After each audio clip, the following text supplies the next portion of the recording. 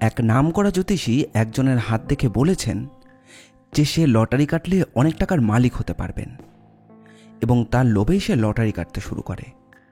কিন্তু এই নেশা এমন ভয়ঙ্কর রূপ ধারণ করে যে একসময় এটির জন্য একটি খুন হয়।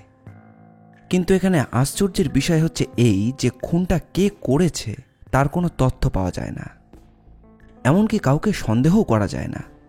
তাহলে খুনটা করল কে? নমস্কার, আমরা থ্রিল স্টুডিও। আমাদের আজকের গল্প লটারির রহস্য। গল্পটি নেওয়া হয়েছে গৌতম রায়ের লেখা রহস্যবিদী নীলাঞ্জন ব্যানার্জি থেকে। গল্প পাঠে রয়েছে শুভ, শুভম, প্রীতম, রাজ চট্টোপাধ্যায়, দেবস্মিতা, বর্ণালী, সৌমিক এবং আমি অপূর্ব। গল্পটি মন দিয়ে শুনুন। তবে হ্যাঁ, আমাদের চ্যানেলটিকে সাবস্ক্রাইব না করে থাকলে অবশ্যই করবেন। তাহলে আর বেশি দেরি না করে চলুন শুরু করা যাক। 5 তলা বাড়ির সেকেন্ড ফ্লোর, বাংলায় 3 তলা, রোড ফেসিং। নীলার দীপু যখন গিয়ে দাঁড়ালো মেন গেটের মুখে, তখন সেখানে দুজন কনস্টেবল দাঁড়িয়ে রয়েছে। শহরের নানা জায়গাতেই একটু ফাঁকা পেলেই হাইরাইজ বিল্ডিং উঠেছে।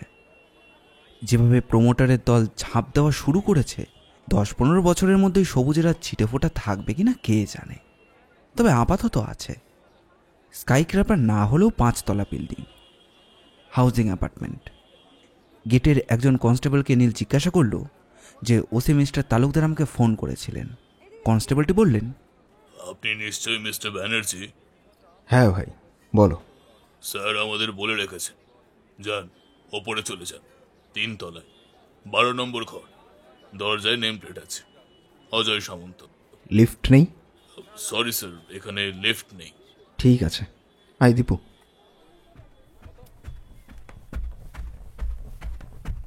ওরা 3 তলায় এসে দাঁড়ালো ফ্ল্যাটের সামনে। দরজায় লেখা 12, হালকা জটলা। তাদের কারোরই সম্ভবত ভেতরে ঢোকার অনুমতি নেই। জটলা সরিয়ে নীল গিয়ে দাঁড়ালো 12 নম্বর ঘরের সামনে। গেটের মুখে যে কনস্টেবলটি ছিল সে নীলের পরিচিত। হালকা হেসে ছোট্ট করে মাথা একটু নামিয়ে বলল যে বড়বাবু আপনার জন্য অপেক্ষা করছেন। মৃদু হেসে দুজন লোককে পাশ কাটিয়ে নীল আর দীপু ফ্ল্যাটের মধ্যে ঢুকে গেল। একেবারে আধুনিক কায়দার ফ্ল্যাট। ঢুকেই লম্বা ডাইনিং কাম ড্রয়িং স্পেস। ডাইনিংটা পেছনের দিকে, ওদিকে বারান্দা রয়েছে। ডাইনিং সংলগ্ন ডান দিকের ঘরটা কিচেন, বাদিকে একটা বেডরুম, আর সেই ঘরের লাগোয়া আরও একটা বেডরুম। তার বিপরীতে একটা ঘর, তবে বোঝা গেল না যে কেন। হতে পারে ওটা কোনো অতিথি কক্ষ। নীল গিয়ে দাঁড়াতেই একজন অপরিচিত ভদ্রলোক এসে বললেন, আপনি তো মিস্টার ব্যানার্জি? আপনাকে দারোগা বাবু অজয় তার ঘরে যেতে বলেছেন। ঘরটা কোথায়? ওই ওই একদম শেষ ঘরটা। গুড। নীল এগিয়ে যায়। ঘরটার মধ্যে রয়েছে কয়েকজন পুলিশের লোক। পুলিশের ফটোগ্রাফার বিভিন্ন অ্যাঙ্গেলে ছবি তুলে যাচ্ছে। বিকাশ তালুকদার একধারে দাঁড়িয়ে মৃতদেহটি পর্যবেক্ষণ করে যাচ্ছেন। নীলকে দেখে ইশারায় কাছে ডাকলেন। কোনো উত্তর না দিয়ে নীল মৃতদেহটির দিকে চোখ ফেরালো। ধবধবে সাদা বিছানা, খাটের উপর উপুর হয়ে পড়ে রয়েছে এক যুবক। তার পরনে পাজামা পাঞ্জাবি।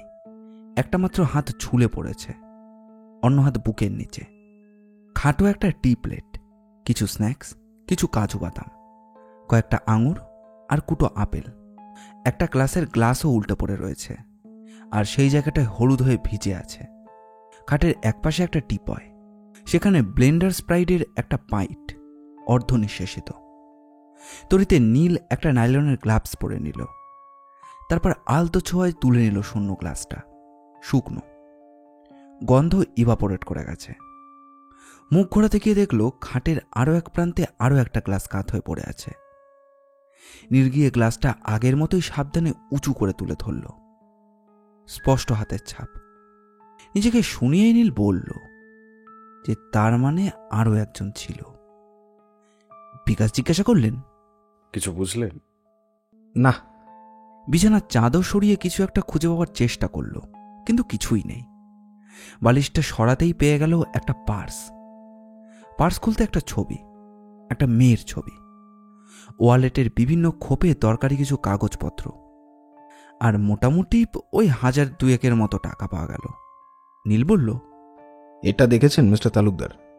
দেখেছি, মনে হচ্ছে টাকা কড়ি ঠিকই আছে, বাদবাকি সব তো মামুলি কাগজপত্র। কেমন করে বুঝলেন সব ঠিক আছে? খানিকটা অনুমান। নেবার ইচ্ছে থাকলে পুরো ব্যাগটাই তো লোপাট করে দিতে পারত। কিন্তু কেসটা কি, হোমিসাইড অর সুসাইড? আপনার কি মনে হয়? এত সহজে তো কিছু মনে হয় না, তবে সিম্পল সুইসাইড বলে উড়িয়ে দিতেও পারছি না। আপনি কি কিছু সাসপেক্ট করছেন? সে প্রশ্ন এড়িয়ে নীল বলল, অ্যাক্সিডেন্টটা ঠিক কিভাবে ঘটেছে বোঝা যাচ্ছে? না। কোনো রক্তারক্তি নেই, কেউ গলায় ফাঁস লাগিয়ে মেরেছে এটাও তো নয়। যদি খুন হয় তাহলে সেটা হলো কিভাবে? বডিটা একবার পোস্টমর্টমে পাঠানোর ব্যবস্থা করুন। আপনি কিছু চিন্তা করবেন না, এসে যাবে। কিন্তু মিস্টার ব্যানার্জি, আপনাকে ফোনটা করলো কে? আশেপাশের কোনো ফ্ল্যাটেরই লোক, পুরুষ কণ্ঠ। নাম কিছু বলেননি? বলেছিল নাম হচ্ছে হারাধন গাঙ্গুলি। একটু খোঁজ নিন তো, ভদ্রলোক কোন ফ্ল্যাটে থাকেন। বিকাশ তালুকদার একজন কনস্টেবলকে পাঠালেন হারাধন গাঙ্গুলিকে ডেকে আনবার জন্য। ভারী আশ্চর্য, আপনাকে তাহলে কে ফোন করেছিল? এ বাড়ির কেয়ারটেকার সুকুমার মিত্তির। গুড, ওকেও খবর দিন, দরকার হবে। কিন্তু এই ফ্ল্যাটের অন্য বাসিন্দারা কোথায়? তাদেরকেও তো একবার ডাকতে হবে। আমি এসে কাউকে দেখতে পাইনি, তবে ফোনে হারাধনবাবু বলেছিলেন যে এদের কাজের মেয়েটা নাকি কিচেনে বসে আছে। কিচেনে? কেন? বোধহয় এইসব দেখে একটু হকচকিয়ে গিয়েছে, চলে যেতে চেয়েছিল, যেতে দিইনি। ডাকবো নাকি একবার? আপনি কিছু জিজ্ঞাসা করেননি? এখনো করিনি। ঠিক আছে, হারাধন বাবুকে। হ্যাঁ, একজন গেছে। আসলে পুলিশ টুলিশ দেখে কেউ আর ঘর ছেড়ে বেরোচ্ছে না। একটা স্টিল আলমারি ছিল একদিকে দেওয়াল ঘেঁষে। চাবিটা তখনও কি হলে লাগানো। নীল গিয়ে চাবিটা ঘুরিয়ে দরজাটা খুলল। মোটামুটি আলমারিতে যা থাকবার তাই আছে। হ্যাঙ্গারে ঝোলানো জামা প্যান্ট, সংখ্যায় প্রচুর। বেশ বোঝা যায় যে ভদ্রলোক খুব শৌখিন ছিলেন। জামা প্যান্ট সরাতে গিয়ে চোখে পড়ল দুটো সিগনেচারের ফুল বটল, এখনও ওপেন করা হয়নি। দীপুর দিকে একবার তাকিয়ে নীল বলল, কিছু বুঝলি? মালদার বাটি, একটা না দুটো সিগনেচার। লকার ধরে টানে, চাবি বন্ধ। হঠাৎ পেছন থেকে একটা পরিচিত কণ্ঠস্বর ভেসে আসে। আমায় আমায় ডেকেছেন স্যার? নীল ঘুরে তাকায়। দরজার সামনে বছর 50 এক ভদ্রলোক। গোটা মাথাটাই টাকের কবলে পড়ে প্রায় মরুভূমি। পেছনের দিকে বেড়ার মতো অর্ধচন্দ্রা করে কিছু চুলের রেখা মাত্র, চোখে চশমা। ভীত ও স্বতন্ত্র চাহিনি। বিকাশ তালুকদার এগিয়ে যান। হ্যাঁ, ডেকেছিলাম, বসুন। হ্যাঁ, না না না না, ঠিক আছে ঠিক আছে, বসার কি আছে। আপনি তো হারাধনবাবু। আগে আগে হারাধন গাঙ্গুলি। তার মানে থানায় ফোনটা আপনিই করেছিলেন? আগে হ্যাঁ স্যার। গুড। বসার অসুবিধা আছে নাকি? না না স্যার, এই কি আর বসার উপযুক্ত স্থান? হ্যাঁ, ওরে বাবারে, বেশ বোঝা যায় এইসব পুলিশি হ্যাপায়। ওরে বাবারে, আমি নিজেকে জড়াতে চাই না। হ্যাঁ স্যার, আর সেটাই খুব স্বাভাবিক। ব্যানার্জি সাহেব, ইনি হলেন আপনার Haradhan Ganguly, next door neighbour of অজয়বাবু। না না স্যার, নেক্সট ডোর নয়, একেবারে opposite door. Very good. Banerjee সাহেব, আপনি কি? নীলু সামনে এগিয়ে গেল। পকেট থেকে একটা সিগারেটের প্যাকেট বার করে মেলে ধরলেন হারাধনবাবুর সামনে। চলে? জিভ কেটে হারাধন বললেন, না না স্যার, চলে না। গিন্নির দিব্যি দেওয়া আছে বাবারে, দিব্যি কেটেছি। সিগারেট ধরিয়ে নীল সরাসরি ভদ্রলোকের মুখের দিকে তাকিয়ে রইল। বিকাশ বললেন, হারাধনবাবু, উনি আপনাকে কয়েকটি প্রশ্ন করতে চান। সে তো আমার পরম সৌভাগ্য, কিন্তু কিন্তু কেন স্যার? না, ভয় পাবার কোনো কারণ নেই। আসলে বুঝতেই পারছেন, কিছুটা অ্যাবনর্মাল কেস। ফ্রন্ট ডোর নেবার হিসেবে দু একটা প্রশ্ন তো করা যেতেই পারে, কি বলেন? সে তো স্যার 100 বার। এ তো আপনাদের লেজিটিমেট ক্লেম। অতি অতি উত্তম কথা, করুন স্যার করুন। কি প্রশ্ন করবেন? আপনি বললেন সামনের ফ্ল্যাটটা আপনার। হ্যাঁ স্যার, ওই কিস্তিতে কিনেছি রুম। কিস্তি এখনো চলছে। যিনি মারা গিয়েছেন? অজয়, অজয় সামন্ত। নিশ্চয় আলাপ ছিল। নিশ্চয়ই। মানে আলাপ, মানে ইয়ে যে অর্থে আলাপ বলে ঠিক তেমন নয়। হ্যাঁ, ওই ওই আর কি, ওই সামনের ঘর, মুখ চেনা চিনি যাকে বলে। উনি কি একাই থাকতেন? মানে আর কাউকে তো দেখা যাচ্ছে না। আছে তো ওদের ওদের ওই ঝিটা পালাচ্ছিল, রান্নাঘরে বসিয়ে রেখেছি। হ্যাঁ। ওনার কোনো আত্মীয় স্বজন? না স্যার, ওই একাই থাকতো। কত করে বলতুম একটা একটা বিয়ে থা করো, সংসারে থিতু হও, তা কে কার কথা শোনে স্যার? এই বললেন, তেমন কোনো আলাপ ছিল না? হ্যাঁ স্যার, ওই ওই পথ চলতে যতটুকু হয় আর কি। অর্থাৎ আপনি বলতে চাইছেন ওনার বাবা মা, ভাই বোন বা স্ত্রী কেউই নেই? আমি অন্তত দেখিনি স্যার, তবে অজয় বলতো শুনেছি ওর নাকি এক দিদি আছে। তিনি আসেন না? কোনোদিনও দেখিনি স্যার। আসলে স্যার ওই ফ্ল্যাট বাড়ির এই এক মহা বিপদ, যে যায় সে তার, কেউ কারুর খোঁজ রাখে না, কেউ না, খুব কমই কেউ কারুর মুখ দেখতে পায়। ওই দেখা হলে হাই হ্যালো, হ্যাঁ, যে যার মতো যাতায়াত করে, আর ওই ঘরের তালা বন্ধ রাখে। আমরা তো মশাই হাঁপিয়ে উঠছি, উফ, সত্যি সত্যি হাঁপিয়ে উঠছি, চিরকাল একান্নবর্তী পরিবারে মানুষ। বাতচিত অন্যদিকে গড়াচ্ছে দেখে বিকাশ বললেন, হারাধনবাবু, না বলে উনি যা জিজ্ঞেস করছে তার উত্তর দিন। হ্যাঁ, মনে থাকবে স্যার। আসলে দিদিকে তো আমি কোনোদিনও আসতে দেখিনি, বা ওই মা ভাই বোন, না না স্যার, কাউকেই দেখিনি। ও হ্যাঁ স্যার, একটা কথা মনে পড়লো, বলবো স্যার? হ্যাঁ, নতুন কিছু আপনার কাছে শুনবো বলেই তো আশা করে আছি। হারাধনবাবু একবার এদিক আরেকবার ওদিক দেখে নিয়ে বললেন, একটা ওই ছুকরিকে প্রায় দেখতো। ছুকরি মানে ওই কম বয়সী মেয়ে ছেলে। বলেই জিপ বার করলেন। জিপ ভেতরে ঢুকিয়ে নিয়ে বললেন, সরি স্যার, সরি, মেয়ে ছেলে মানে মহিলা। বয়স কত মনে করেন? মেয়েদের বয়স তো ঠিক বোঝা যায় না স্যার, তবে আন্দাজে অ্যাডাল্ট, হ্যাঁ, মানে ওই 23-24 হবে। নাম জানেন? হ্যাঁ, ওটা ওটা তো অজয়বাবু জানতেন স্যার। তিনি কি অজয়বাবুর দিদি হতে পারেন? হ্যাঁ, না না না না না, তা কি করে হবে স্যার? অজয়ের বয়সই তো প্রায় 30। হ্যাঁ, তার দিদি না না না স্যার, ও সরি, ওই মেয়েটির বয়স বললুম না, ওই 24-23 হতে পারে। হ্যাঁ, এই এই আরেকটা কথা আমার মনে হয়, বলবো স্যার? বলুন। অজয় বাবু না ওই মানে লাভার হতে পারে। হ্যাঁ। তা এই নিয়ে অজয়বাবু তেমন কিছু বলতেন না? হারাধনবাবু নো শোনেবার অভ্যেস। টিপটা অনেকক্ষণ আঙুলে গরম হচ্ছিল। খুব জোরে দুনাকে ঠেসে নিয়ে তিনি বললেন, অজয় ছেলেটা ওই ভালো কামালে কি হবে স্যার, একদম মানে যাকে বলে আনসোশাল, কারোর সঙ্গে তেমন করে মিশতই না। মনে হয় না খুব অহংকারী ছিল। এই জন্যই বোধহয় আপনার সঙ্গে ভালো আলাপ ছিল না। ঠিক ঠিক বলেছেন স্যার, আমার গিন্নিও না তাই বলে। আচ্ছা, অজয়বাবু কি করেন? চাকরি নাকি ব্যবসা? চাকরি স্যার, ওই বোধহয় কোনো বিগ হাউসের পারচেজ অফিসার। হ্যাঁ, 2 পাইস উপরি ছিল। এইমাত্র বললেন আপনার সঙ্গে তার তেমন কোনো আলাপ ছিল না, এত হাঁড়ির খবর তাহলে পেলেন কিভাবে? আন্দাজ মানে আন্দাজ স্যার, ওই বাঁধা ধরা ইনকামে কেউ অত ফাঁটবাজি করতে পারে? হ্যাঁ, আমদানি না থাকলে রোজ রাত্রে মালের আসর বসাতে পারে। হ্যাঁ, আপনি বলুন স্যার, তার উপরে অত দামি মদের বোতল, আমি তো বাবা স্যার বাপের জন্মেও চিন্তা করতে পারবো না। আপনি ড্রিঙ্ক করেন নাকি? কি যে বলেন স্যার! তাহলে বুঝলেন কি করে যে জিনিসটা দামি না সস্তার মাল? হ্যাঁ, না মানে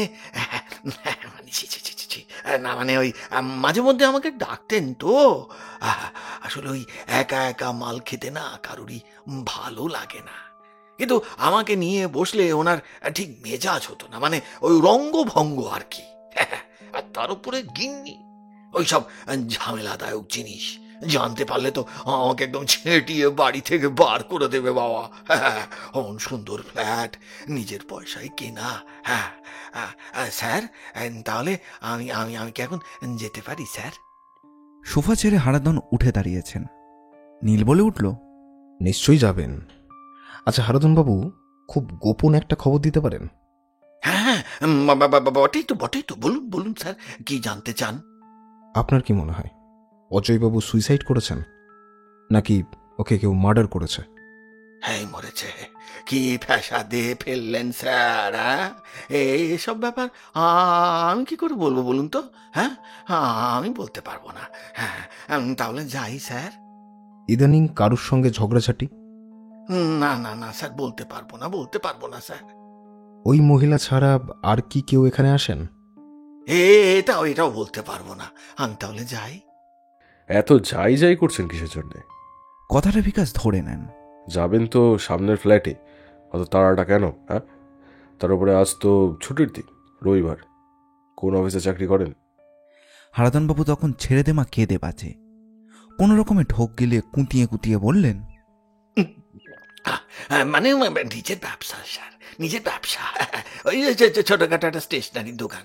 হ্যাঁ, সামনেই পুজো তো, এখন আর দোকান বন্ধ করার উপায় নেই।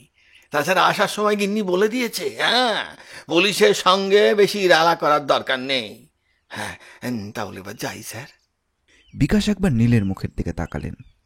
নীল ইশারায় জানিয়ে দিল, ঠিক আছে, আপনি এখন যেতে পারেন, তবে বাড়ি আর দোকান এর বাইরে কোথাও যাবেন না, বিশেষ করে শহরের বাইরে। বটেই তো স্যার, বটেই তো। হ্যাঁ, এ না হলে পুলিশ। যাই স্যার, যাই। আর সম্মতির অপেক্ষা না করে পরিমরি করে হারাধনের পলায়ন। দীপু হো হো করে হেসে ওঠে। দীপুর হালকা রসিকতা বা ছ্যাবলামিটা বিকাশ তালুকদার বিশেষ ভালো চোখে দেখেন না। প্রতিবাদ হিসেবে অনেক কিছু বলার ইচ্ছে থাকলেও নীলের খাতিরে কিছু বলেন না, কিন্তু অবস্থার গুরুত্ব চিন্তা করেই সামান্য ধমকের সুরে দীপুকে বললেন, অযথা হাসছো কেন? এখানে হাসার কি কারণ আছে নাকি কোনো? দীপুও মেজাজি ছেলে, সুযোগ পেলেই ছোট পিঁপড়ের মতো কুট্টুস করতে ছাড়ে না। হাসির সুর বজায় রেখেই দীপু বলল, আসলে কি জানেন বিকাশ দা, মাঝে মধ্যে আমরা ভুলে যাই যে আমরা বাঙালি। আমাদের একটা নিজস্ব ঐতিহ্য আছে। আমরা ক্রমশ নকল নবিশ হয়ে পড়ছি। কথায় বার্তায় আমরা সাহেবদের নকল করি। খাদ্য অখাদ্য বিচার করবার কোনো ব্যাপার নেই। নিজেদের ভাত ডাল শুক্তো ক্রমশ ভুলে গিয়ে ওই চ্যাংচুং খাবারের প্রচণ্ড অভক্তি। এই দেখুন না আপনার হারাধনবাবু, সে টিপিক্যাল বাঙালি। নকল করব, কিন্তু কোনো ঝামেলায় চড়াবো না। নিজের সুখ নিয়ে বেঁচে থাকব। জলে নামবো, কিন্তু চুল ভেজাবো না। দীপুকে না থামালে ওর বক্তৃতামালা বেড়েই যাবে। নীল বলল, দীপু, আমরা এখানে এসেছি। দর্শনা ওড়াচ্ছে। বাঙালিদের এটাও একটা ব্যাড হ্যাবিট, সুযোগ পেলেই। ব্যানার্জি সাহেব, এবার তাহলে কাজের মেয়েটাকে ডাকা যাক। তবে তার আগে আরেকবার ঘরটা ভালো করে দেখে নেওয়া যাক। বলেই নীল ঘরটা আতিপাতি করে দেখতে শুরু করে। দীপু নীলের পেছন পেছনে ঘুরতে থাকে। একজন পুলিশ ফটোগ্রাফার সঙ্গেই ছিল। বিকাশ তালুকদারের নির্দেশে সেই ভদ্রলোকের মৃতদেহের ছবি তুলতে থাকে বিভিন্ন অ্যাঙ্গেল থেকে। ছবি নেওয়া চলাকালীন বিকাশবাবু আলমারি থেকে একটা চাদর বার করেন। চাদরের ভাঁজ খুলতেই বেরিয়ে পড়ে একটা সাদা খাম। মৃতদেহে চাদরটা চাপা দিয়ে খামটা খোলেন। বেরিয়ে আসে একটা ছবি, একটি মেয়ের ছবি। নিজের মনে বিড়বিড় করেন, তাহলে কি এই মেয়েটাই যে রেগুলার এখানে আসতো? ওয়েল, অবশ্যম্ভাবী একটা সূত্র, কিন্তু মেয়েটা কে? কে এই সুন্দরী মেয়ে? একজন সম্ভবত অবিবাহিত যুবক, দেদার টাকা রোজগার করত। মেয়েটির সঙ্গে কি প্রেমিকা নাকি? বিকাশ মুখ তুলে দেখলেন নীল চলে গেছে পাশের ঘরে। সম্ভবত ওটা খাবার ঘর। গিয়ে দেখলেন 27-28 একটি মেয়ের সঙ্গে কথাবার্তায় ব্যস্ত। নীল তখন মেয়েটিকে জেরা করে চলেছে। নীল প্রশ্ন করছে, তোমার নামটা যেন কি? মেয়েটির চোখে মুখে সন্ত্রাসের ছায়া। ওর মুখ দেখলেই বোঝা যায় অবাঞ্ছিত একটা ঝামেলায় জড়িয়ে পড়েছে। নীলের প্রশ্নের উত্তরে বলে, আগে চন্দনা দাস। এই ফ্ল্যাটে কতদিন কাজ করছো? অত দিনক্ষণের কি হিসেব দিতে পারবো, তবে 3 বছর তো হবেই। রাত দিনই থাকো? না বাবু, দিনও মানে বাবু আপিস যাওয়ার আগেই চলে আসি, তারপর সারাদিনই থাকি। সন্ধেবেলা বাবু বাড়ি ফিরলে পরে আমার ছুটি। তার মানে সারাদিন তুমি এই ফ্ল্যাটেই থাকো? সেই কথাই তো বললুম বাবু। তুমি কখন আসো, মানে সকাল কটার মধ্যে আসতে হয়? বাবু চা জল খাবার খেয়ে 9:30টার মধ্যে বেরিয়ে যান। আমাকে তার আগেই এসে তেনার জল খাবারের ব্যবস্থা করে দিতে হয়। তার মানে তোমার বাবুকে এই অবস্থায় প্রথম তুমিই দেখো? সে কথা হলপ করে বলতে পারবনি। বাড়িতে এসে দেখি বাবু ওইভাবে পড়ে আছেন। আমার চিৎকারে সামনের ফ্ল্যাটের ওই হারাদান বাবু বেরিয়ে আসেন। কিন্তু তুমি এই ফ্ল্যাটে ঢুকলে কেমন করে? তুমি তো বলছো এই ফ্ল্যাটে তোমার বাবু একাই থাকতেন। ডুপ্লিকেট চাবি কি তোমার কাছে থাকে? না বাবু, চাবি আমার কাছে থাকবে কেন?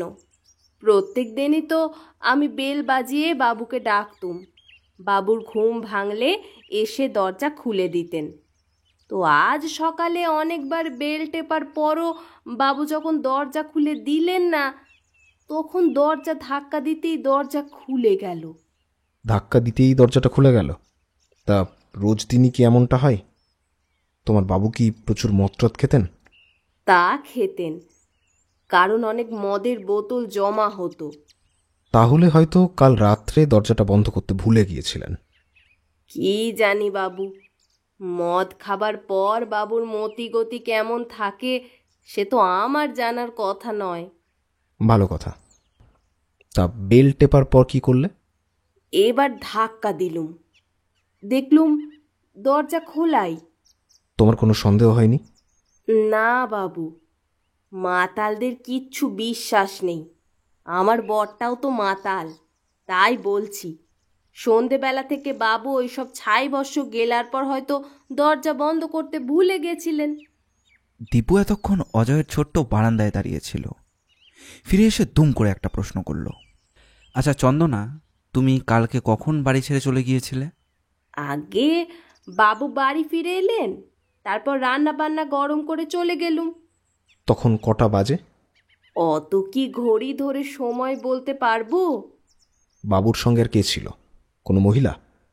আগে না। আচ্ছা, এই বাড়িতে তোমায় কে নিয়ে এসেছিল? আগে সহেলি দিদিমণি। সহেলি? তিনি কে? দিদি কে সে কথাটা আমি সঠিক বলতে পারবো নি, তবে তিনি আসতেন। আমি আগে তো সহেলি দিদিমণির বাড়িতে কাজ করতুম। তিনি আমায় অনেক করে বললেন, তাই একটা বিয়ে না করা লোকের বাড়িতে কাজ করতে এসেছিল। হঠাৎ একটু আগে পাওয়া ছবিটা নিয়ে এসে বিকাশবাবু ছবিটা তুলে ধরেন নীলের সামনে। ভালো করে ছবিটা দেখতে দেখতে নীল চন্দনার সামনে ছবিটা তুলে ধরল। দেখো তো চন্দনা, এই ছবিটা তুমি চিনতে পারো কিনা? হ্যাঁ গো বাবুরা, চিনবনি কেন? এ তো সহেলি দিদিমণির ছবি। বিকাশবাবু নীলের হাত থেকে ছবিটা নিতে নিতে বললেন, ভেরি গুড। তা সহেলি দিদিমণির সঙ্গে তোমার বাবুর কি সম্পর্ক? আগে বাবু বড় লোকদের বড় ব্যাপার। তবে শুনেছিলুম দাদাবাবুর সঙ্গে সহেলি দিদিমণির বিয়ের কথাবার্তা চলছে। খুব শিগগিরই হয়তো ওনাদের বিয়েও হতো। Are you sure? আগে বাবু, বলছি কি বিয়ে হচ্ছেই, এটা কি খুব শিওর? ওইখানেই তো দ্বন্দ্ব বাবু। তেনাদের মধ্যে ভাব ভালোবাসা সবই ছিল, কিন্তু বাবু সাহেবের মদ খাবার অভ্যেসটা দিদিমণি ঠিকঠাক মেনে নিতে পারেননি। তার মানে? দিদিমণি মাতালদের ঘেন্না করতেন। এমনকি যারা সামান্য কিছু মদ খেয়ে লোককে বিরক্ত করে তাদেরও তিনি সহ্য করতে পারতেন না। তাহলে তিনি প্রতিদিন আসতেন কেন? এ কথা আপনি না জিজ্ঞেস করলেই ভালো। নীল কিছু চিন্তা করল, তারপর বলল, তোমাকে একটা অন্য কথা জিজ্ঞাসা করি চন্দনা। তোমার বাবুর মৃত্যুটা খুব একটা স্বাভাবিক নয়। কেউ কেউ হয়তো চাইবে এই মৃত্যুর রহস্যটা একেবারেই যেন প্রকাশিত না হয়। তা তুমি কি চাও না তোমার বাবুর এরকম অপঘাত মৃত্যুর একটা কিনারা হোক? তা তো চাই বাবু, কিন্তু তেনাদের ধরা তো মুশকিল। ওটা আমাদের হাতেই ছেড়ে দাও চন্দনা। তোমার ওই দিদিমণি, মানে সহেলি দিদিমণি, তিনি থাকেন কোথায়? আগে বাবুরা শুনেছিলুম এন্টালির ওদিকে কোথায় যেন। নম্বর টম্বর জানি না, তবে বাড়িটা চিনি। আগে আমি ওনার বাড়িতেই তো কাজ করতুম। বাড়িটাই আমায় নিয়ে যেতে পারবে? কেন পারবো না বাবু, কবে যাবেন বলুন? ঠিক আছে, তোমায় সব বলে দেবো, তবে খুব সামলে। ওখানে কিন্তু পুলিশের তীক্ষ্ণ নজর রয়েছে।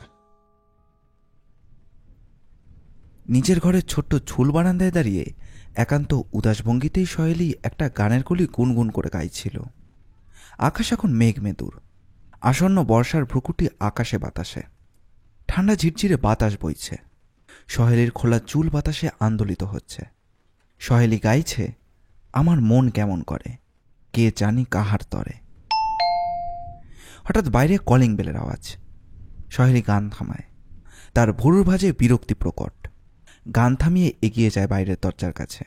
আই হলে চোখ রাখে, অচেনা মুখ, তবুও দরজা খোলে।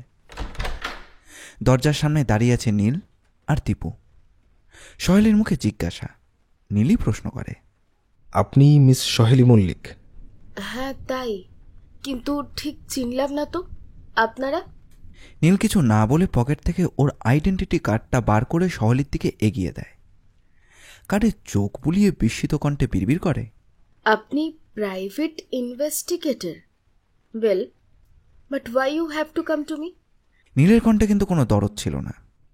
খানিকটা কঠোর ভঙ্গিতেই বলল, কিছু কিছু সময় বিশেষ কার্যকরণে গোয়েন্দাদের আসা যাওয়া করতেই হয়। হয়তো সেটা অনেকের কাছে বিরক্তিকর, বাট আই ক্যান্ট হেল্প। বিশেষ কারণেই আপনার সঙ্গে দেখা করার প্রয়োজন। বেশ, বলে ফেলুন আপনার আগমনের উদ্দেশ্য। একটু বসার জায়গা পেলে ভালো হতো। ঠিক এই মুহূর্তে আমি একা দুজন অচেনা ভদ্রলোককে কিভাবে এন্টারটেন করতে পারি? একটা কাজ করুন, লালবাজারের নাম্বারটা আপনাকে দিয়ে দিচ্ছি। বিসিডিডির কাছে জেনে নিন যে নীল ব্যানার্জি লোকটাকে বাড়িতে ঢোকানো যায় কিনা। বেশ, আসুন। তবে আমি বেশি সময় দিতে পারবো না। সত্যি কথা বলতে আমার সঙ্গে গোয়েন্দার কি প্রয়োজন আমি সেটাই বুঝতে পারছি না। এনিওয়ে, আসুন। সুদৃশ্য ছোট্ট ড্রয়িং রুম, নিখুঁত সাজানো। একটা বড় সোফা আর দুপাশে ছোট ছোট সোফা, মাঝে একটা গ্লাস টিপয়, হালকা পিঙ্ক কালারের দেওয়াল, একজন বিখ্যাত শিল্পীর ছবির প্রিন্ট কপি। সেই দেওয়ালেই এলসি টিভি। লম্বা সোফার ঠিক পাশেই বিশেষভাবে তৈরি করা বড় অ্যাকোয়ারিয়াম। নানান রঙের রঙিন মাছ খেলে বেড়াচ্ছে। বারান্দায় বাড়ছে মানি প্ল্যান্ট। ঘরের প্রত্যেক কোণেই বনসাই। চারিদিক তাকিয়ে দেখতে দেখতে নীল মনে মনে সাজানো তারিফ না করে কিন্তু পারল না। দীপুরও মনোভাব একই। হঠাৎ সহেলির কণ্ঠস্বর ভেসে এলো, এবার কি বলবেন আপনাদের আসার উদ্দেশ্য? হ্যাঁ বলবো, তবে প্রশ্নগুলো ব্যাকাটারা ভাবে নেবেন না। ম্যাকাটারা প্রশ্ন না করলে আমার উত্তর দিতেও কোনো অসুবিধা নেই। ওয়েল, এই ফ্ল্যাটে কি আপনি একাই থাকেন?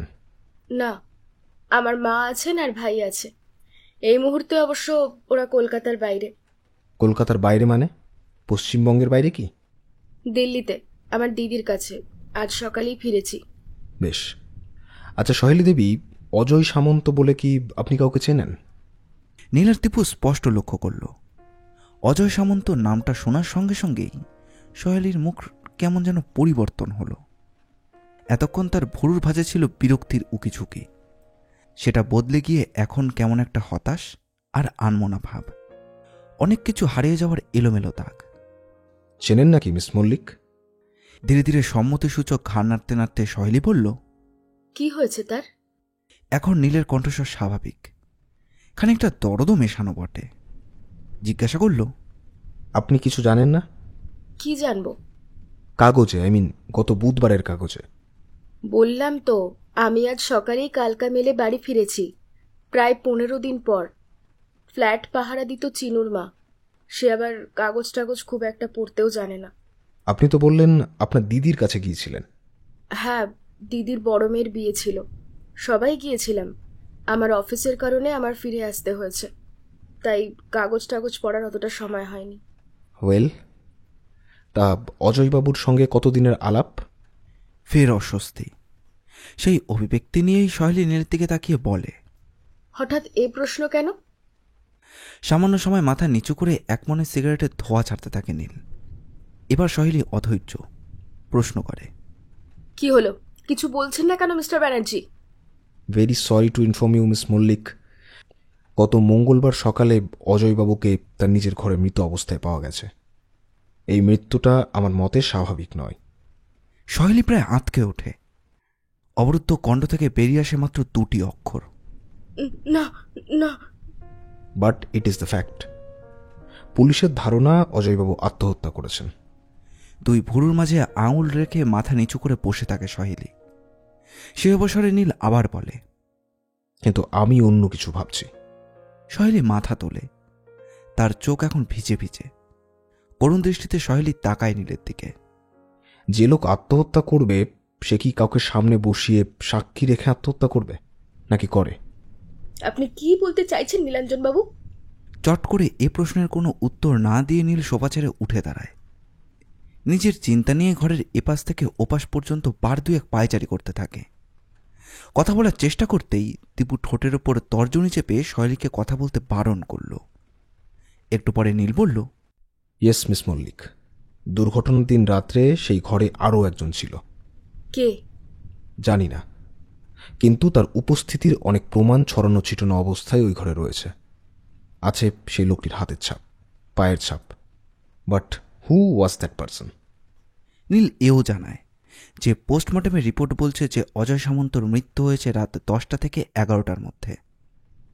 ওদের বাড়ির কাজের মেয়ে চন্দনা বাড়ি গেছে সন্ধ্যে 7টার মধ্যে। ওদিকে কেয়ারটেকার বলছে রাত 9:30 নাগাদ এক মহিলা সিঁড়ি দিয়ে নেমে গেছে।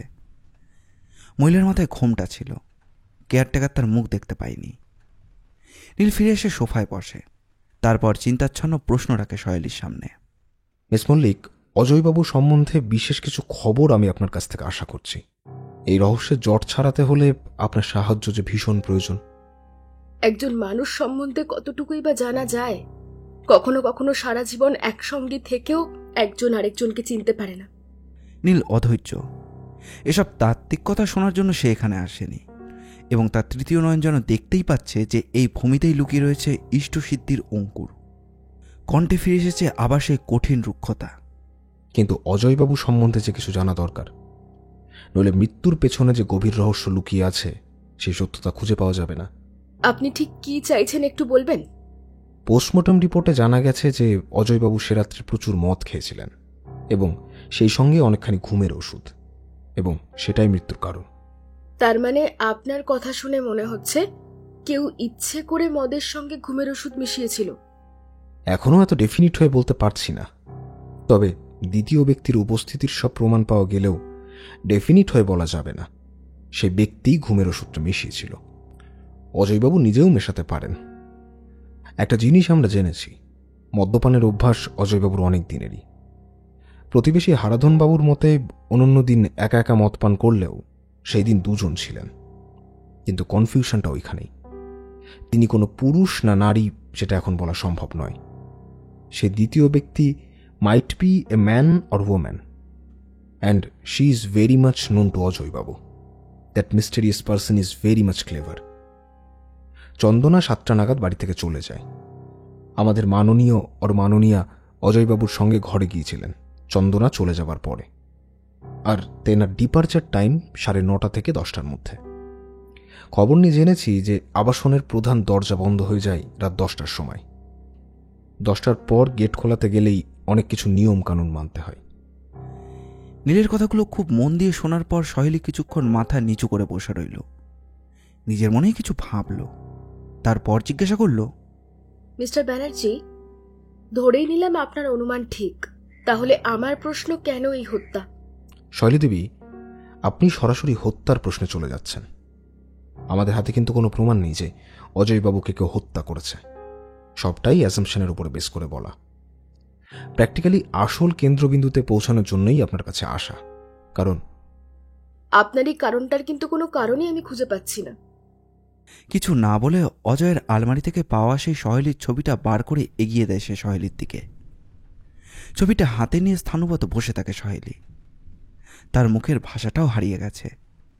পরিস্থিতি বুঝতে পেরে নীল বলে, অজয়বাবুর ড্রয়ারে ছবিটা পাওয়া গেছে, এবং ছবির পেছনে কয়েকটা শব্দ আছে, উইথ লাভ, সহেলি।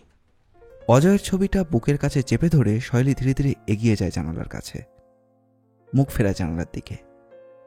প্রকৃতি এখনো মেঘলা মেতুর, বড়ই গম্ভীর আকাশ। ধীরে ধীরে সহেলির পেছনে গিয়ে দাঁড়ায় নীল। একটু ভদ্রনচিত দূরত্ব রেখেই দাঁড়ায়। তারপর বলে খুব শান্ত স্বরে, মিস মল্লিক, মৃত মানুষ কখনোই ফিরে আসে না, মৃত মানুষ কখনোই কথা বলে না, সে ভাষাটা লুকিয়ে থাকে তার ফেলে যাওয়া সবকিছুর মধ্যে। আর সেই অব্যক্ত কথাগুলোই যদি আপনি কান পাততেন তাহলে শুনতে পেতেন। সে বলছে, তোমরা আমার খুনিকে খুঁজে বার করো। হঠাৎ সহেলি নীলের দিকে ফিরে তাকায়। নীলি জিজ্ঞাসা করে, গভীর অন্ধকারের বুকে শুয়ে থেকে অজয়বাবু ফিসফিস করে বলতে চাইছেন তার মৃত্যুর পেছনে জমে থাকা সমস্ত রহস্য। আপনি কি সেগুলো চান না? আমার হিসেব যদি ভুল না হয় তাহলে আমি হলপ করে বলতে পারি আপনারা দুজনেই দুজনকে ভীষণ করে চাইতেন। শৈলী একটু শক্ত ধাতের মেয়ে। অজয়ের জন্য তার গভীর বেদনা, অনেক কিছু হারানোর যন্ত্রণা, এই সব কিছু সত্ত্বেও সে ভেঙে পড়েনি। নিজেকে সামনে নিয়ে বরফ শীতল কণ্ঠে বলে, আপনি আমার কাছে কি জানতে চান? কয়েকটা ছোটখাটো ডিটেলস, হয়তো নেহাত মামুলি সব কথা, তবে কে জানে তার থেকে কিছু দরকারি তথ্য উঠে আসতে পারে। বেশ, প্রশ্ন করুন, তবে একান্ত ব্যক্তিগত হলে আমার কোনো জবাব কিন্তু আপনারা পাবেন না, আর এই ব্যাপারে কোনো পুলিশি জেরাও চলবে না। অজয়ের সঙ্গে আপনার পরিচয় কতদিনের? আমরা একই অফিসে চাকরি করতাম, অবশ্য এখন আমি অন্য ব্রাঞ্চে পোস্টেড। সম্পর্কটা কি ওতেই সীমাবদ্ধ ছিল? আমরা হ্যাঁ শৈলী দেবী, বলুন, সত্যিটা বলুন, আমার যে অনেক কিছুই জানা দরকার। ধীরে ধীরে শহেলি নিজেকে মেলে ধরে, নিজেকে বার করে আনে বিবরের বাইরে। আমরা হঠাৎই দুজন দুজনকে ভালোবেসে ফেলি। বোধহয় তার আগে আরও কিছু বলার আছে। তেমন কিছু না, একই অফিসে আমরা চাকরি পাই।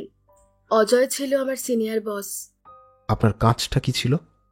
একটা মেডিকেল ফার্মের অ্যাকাউন্টসে ছিলাম, অ্যাসিস্ট্যান্ট টু চিফ অ্যাকাউন্টেন্ট। আর অজয় ছিল ওই কোম্পানিরই পিআরও। কথাবার্তায় খুবই চৌখসার, দেখতে শুনতেও বেশ হ্যান্ডসাম। চোখের দেখা থেকে কখন যে দুজন দুজনের কাছে চলে এসেছিলাম। বেশ কিছুদিন প্রেম পর্ব চলার পর আমার বাড়ি থেকে বিয়ের জন্য আমার ওপর চাপ আসে। বাধ্য হয়ে একদিন আমি অজয়কে বলেছিলাম, অজয়, তেমন তো বিশাল কোনো রাজসুযোগের প্রয়োজন নেই। আমরা যখন পরস্পরকে ভালোবাসি তখন we should not waste our time. চলো না আমরা রেজিস্ট্রি করি। বাড়ি থেকে মা খুব তাগাদা দিচ্ছেন। উত্তরে অজয় কি বলেছিল? যে উত্তরটা আমি আশা করিনি। ঈশান কোণে ঝড় তোলা মেঘের জমায়েতটাও দেখতে পাইনি। হঠাৎই বলেছিল, এত তাড়া কেন? আমাদের যে এখনো নিজেদের বোঝার অনেক বাকি আছে সহেলি। তারপরের ইতিহাসটা বড় বিরহকাতর। অজয়ের কথার সব মানে বুঝতে না পারলেও একটা ব্যাপার পরিষ্কার হয়ে আসছিল, অজয় বোধহয় নতুন করে কিছু ভাবছিল। কিরকম? সে আর একটা স্টোরি, তবে একটা ঈর্ষা ওর মধ্যে খেলা করছিল। সেটা কি? বড় ছেলে মানুষ, এমনটি হবে বুঝতে পারিনি। সেটা একটু ক্লিয়ার করুন তো। একটা ভুল বোঝাবুঝি, যেটা এখন কেবলই স্মৃতি। অজয়বাবুকে সম্ভবত আপনি আজও? হ্যাঁ, আমি আজও ওকে ভালোবাসি। তাহলে বিয়েটা করলেন না কেন? বাধা, অনেক বাধা। কিসের বাধা? স্নেহের বাধা, ভালোবাসার বাধা, কর্তব্যের বাধা।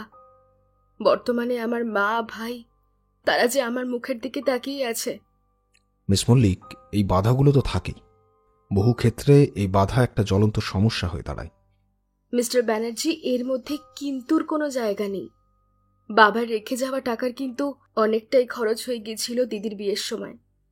তখন আমরা আমি আর আমার ভাই খুবই ছোট। অনেক কষ্টে মা আমাদের মানুষ করেছেন। শেষের দিকে জামাইবাবু কিছু সাহায্য করতেন, তবে সেটাও একসময় বন্ধ হয়ে যায়। ফলেই আমার চাকরি নেওয়া এবং সংসারের দায়িত্ব। মানলাম আপনার মাথার উপরে অনেক দায়িত্ব, কিন্তু এর জন্যই কি আপনার বিয়ে না করা? আর কি কোনো কারণ নেই? আরো বড় কিছু?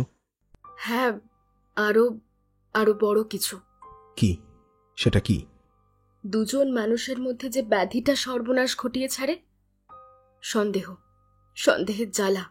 সমিতকে নিয়েও আমাকে সন্দেহ করা শুরু করলো। কে সমিত? আমার কলিগ, আমরা একই ডিপার্টমেন্টে কাজ করতাম। আমার বন্ধু, আমার ছোট ভাইয়ের মতো। খুব সরল আর উদার মনের একটা ছেলে। অজয়বাবু যে সত্যিই আপনাকে সন্দেহ করতেন এটা আপনি বুঝলেন কেমন করে? এ নিয়ে আপনাদের মধ্যে সরাসরি কোনো কথাবার্তা হয়েছিল? সহেলি হাসল, হাসিটা কান্নার মতো দেখালো। নীলের প্রশ্নের জবাব না দিয়ে ধীরে ধীরে ড্রয়িং রুম সংলগ্ন একটা ঘরে ঢুকে গেল। মিনিট দুয়েকের মধ্যেই ফিরে এলো, হাতে একটা খামটা নীলের দিকে এগিয়ে দিল। খামের গায়ে পোস্ট অফিসের ছাপ্পা, মানে খামটা ডাকে এসেছে। খামের উপর সহেলি মল্লিকের নাম। খামটা হাতে নিয়ে নীল বলল, কি আছে এতে? খুলে দেখুন, তাহলেই বুঝতে পারবেন। খামটা খুলতেই বেরিয়ে এলো কয়েকটা ছবি। এক অপরিচিত যুবকের সঙ্গে সহেলির ছবি। কখনো ভিক্টোরিয়ার পাশ দিয়ে দুজনে হাসাহাসি করতে করতে এগিয়ে যাচ্ছে। একটা ছবিতে দেখা গেল গাছতলায় বসে সেই যুবকের সঙ্গে সহেলি গল্প করছে। কোথাও বা ফুচকাওয়ালার সামনে দাঁড়িয়ে দুজন ফুচকা খাচ্ছে, আবার কোথাও রেস্তোরাঁয় বসে দুজন গল্প করে খাবার খাচ্ছে। আর একটা ছবিতে দেখা গেল সিনেমা হল থেকে বেরিয়ে আসছে সুমিত আর সহেলি। ছবিগুলো খামে ভরে সহেলিকে ফেরত দিতে দিতে নীল বলল, ডাকে পাঠানো হয়েছে। প্রেরকের নাম দেখছি অজয় সামন্ত। এর অর্থ অজয়বাবু নিজে অথবা কোনো গোয়েন্দা সংস্থার কাউকে অ্যাপয়েন্ট করে আপনাদের দুজনের উপর বেশ কিছু নজর রেখেছিলেন। সন্দেহটা যে অমূলক নয় সেটা প্রমাণ করার জন্যই ছবিগুলো পাঠানো হয়েছিল। আপনি কি এর প্রতিবাদ করেছেন? করেছিলাম, গিয়েছিলাম ওর ফ্ল্যাটে।